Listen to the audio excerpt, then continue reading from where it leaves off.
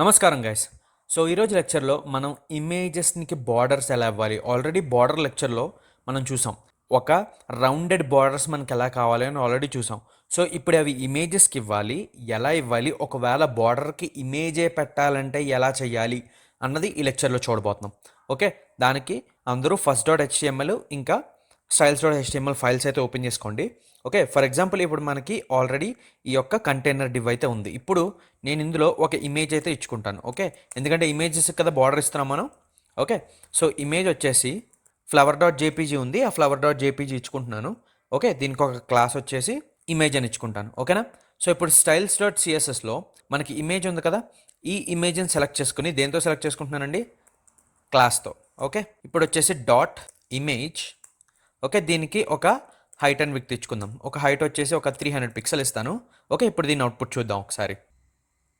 Okay, so ఇప్పుడు మనకైతే image అయితే వచ్చింది. ఇప్పుడు నాకు ఈ బార్డర్ ఏదైతే ఉందో దానికి రౌండెడ్ బార్డర్స్ అయితే కావాలి. సో అది ఎలాగా అన్నది మనం ఆల్రెడీ ముందు చూసాం. ఓకే, డివ్స్ కానివ్వండి, లేకపోతే మీరు ఆల్రెడీ ప్రాజెక్ట్స్ ప్రాక్టీస్ చేసి ఉంటే మీకు తెలుసది. రౌండెడ్ బార్డర్స్ ఎలా కావాలి అంటే బార్డర్ రేడియస్. అదేవిధంగా ఇప్పుడు కొంచెం బార్డర్ రేడియస్ గురించి కొంచెం మాట్లాడుకుందాం. ఓకేనా. సో ఇప్పుడు నేను బార్డర్ రేడియస్ అని ఇచ్చి 10 పిక్సెల్ అని ఇస్తే ఏమవుతుంది, మనకి బార్డర్ రేడియస్ ప్రతి సైడ్ 10 పిక్సెల్ అయితే అప్లై అయింది. ఇప్పుడు చూసారా, మనకి ప్రతి సైడ్ అప్లై అయింది. లేదు, నాకు ఓన్లీ ఒక సైడే కావాలి, లేకపోతే రెండు సైడ్సే కావాలి, మనం మార్జిన్ ప్యాడింగ్ ఈ రెండు లెక్చర్స్ మీరు చూసినట్టయితే మనకు మీకు అర్థమయ్యేది. ఓకేనా. ఇప్పుడు చూడండి, ఇక్కడ నేను 10 పిక్సెల్ ఇచ్చాను, అవునా. ఇప్పుడు నేను ఒక 0 0 0 అంటే ఒక సైడే 10 పిక్సెల్ ఇస్తున్నాను, మిగతా సైడ్స్ 0 ఇస్తున్నాను. చూడండి ఏమవుతుందో. ఇప్పుడు నేను రిఫ్రెష్ చేస్తే చూసారా ఏమైంది, ఓన్లీ నా లెఫ్ట్ టాప్ ఏదైతే ఉందో ఆ లెఫ్ట్ టాప్ మాత్రమే బార్డర్ రౌండెడ్ అప్లై అయింది, అవునా. మిగతా సైడ్లు చూసుకుంటే నాకు నార్మల్గానే వచ్చింది. అంటే మనకి ఏమర్థమైంది, ఇది వచ్చేసి టాప్ లెఫ్ట్, ఇది వచ్చేసి టాప్ రైట్, ఇది వచ్చేసి బాటమ్ రైట్, ఇది వచ్చేసి బాటమ్ లెఫ్ట్. అంటే ఎలా వెళ్తుంది, క్లాక్ వైజ్ డైరెక్షన్లో. అంటే ఫస్ట్ వాల్యూ వచ్చేసి ఇది, సెకండ్ వాల్యూ వచ్చేసి ఇది, థర్డ్ వాల్యూ, ఫోర్త్ వాల్యూ, అలాగా 4 వాల్యూస్ అనమాట. అదే మీరు ఇంకా షార్ట్కట్లో ఇచ్చుకోవాలి అనుకుంటే ఇక్కడ నేను 10 పిక్సెల్ ఇచ్చాను కదా, 5 పిక్సెల్ అని ఇస్తే ఇది వచ్చేసి 10 పిక్సెల్ ఎక్కడ అప్లై అవుతుంది చూడండి, మీకు చూపిస్తాను ఇప్పుడు. ఇక్కడ ఇక్కడ 10 పిక్సెల్ అని ఇచ్చాను కదా ఇక్కడ. ఇప్పుడు 10 పిక్సెల్ అని ఇచ్చినప్పుడు ఇటు సైడ్ అంటే రెండు కార్నర్స్లోని అప్లై అవుతుంది. ఆ తర్వాత 5 పిక్సెల్ వచ్చేసి ఈ రెండు కార్నర్స్లోని. ఇప్పుడు మీకు రిఫ్రెష్ చేస్తే మీకు అర్థమవుతుంది చూడండి. చూసారా, ఇక్కడ 5 పిక్సెల్ ఉంది, ఇక్కడ 10 పిక్సెల్ ఉంది. ఓకే, చూసారా. అందుకని ఇది ఏదైతే మీకు అయ్యిందో మీకు చూపిస్తాను చూడండి. ఇక్కడ సింపుల్గా 5 పిక్సెల్ బదులు 0 అని ఇస్తాను. 0 అని ఇస్తే చూడండి మీకు అర్థమవుతుంది.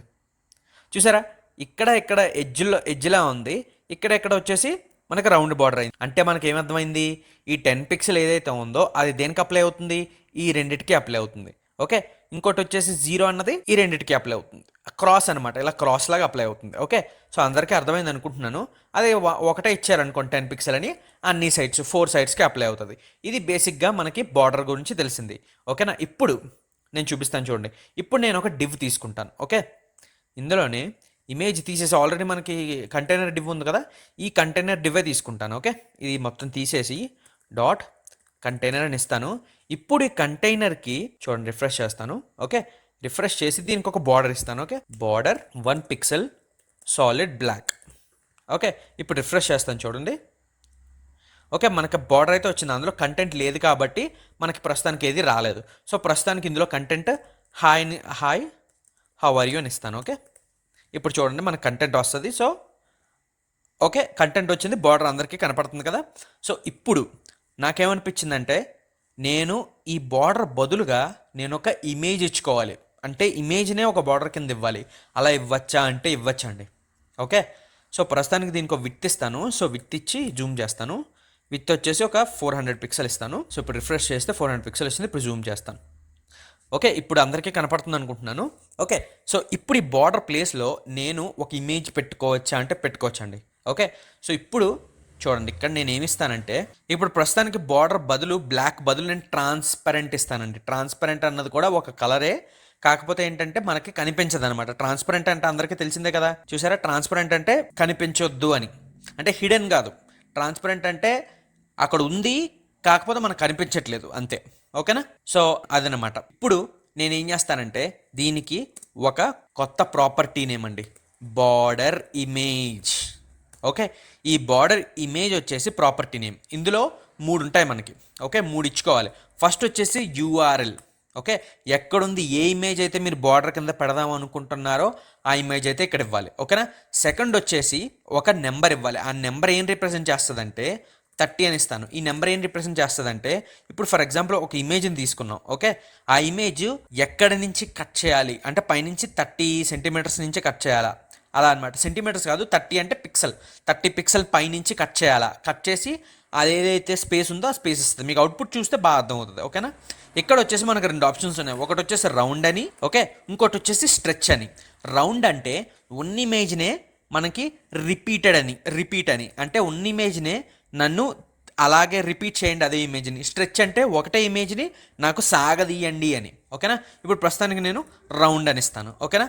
ఇక్కడ యూఆర్ఎల్లో నేను ఏమిస్తానంటే యూఆర్ఎల్లో images, okay, images slash duck.png ఉంది కదా, అది ఇచ్చుకున్నాను. ఓకేనా. ఇప్పుడు ప్రస్తుతానికి 1 పిక్సెల్ ఇచ్చాం కదా. ఇక్కడ మీకు చూసుకుంటే చాలా చిన్నగా ఉంది, ఎందుకంటే 1 పిక్సెల్ ఇచ్చాను కాబట్టి.